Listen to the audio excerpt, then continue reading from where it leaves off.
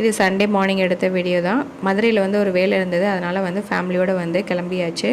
நம்ம மதுரையில் காலவாசல் பக்கத்தில் தேவிகி மல்டி ஸ்கேன் ஹாஸ்பிட்டலுக்கு ஆப்போசிட்டில் வந்து வில்லேஜ் மில்க் ரோஸ் மில்க் கடையை வந்து பார்த்துருந்தோம். இதை பற்றின ரிவ்யூ வந்து நான் நிறையா பார்த்துருக்கேன், அதனால் இன்றைக்கி ட்ரை பண்ணி பார்த்தலான்னு கடைக்குள்ளே போயாச்சு. ஐயோ அம்மாடி எவ்வளோ வெரைட்டி வச்சுருந்தாங்க.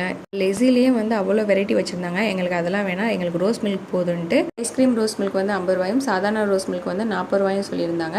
ஆனால் குவான்டிட்டி வந்து ரொம்ப அதிகம், பெரிய கிளாஸில் வந்து கொடுத்துருந்தாங்க. ஹஸ்பண்ட் வந்து எனக்கு ஐஸ்கிரீம் தான் வேணும்னு சொல்லிட்டாரு. சரி ஓகேனா அவருக்கு அதை வாங்கியாச்சு.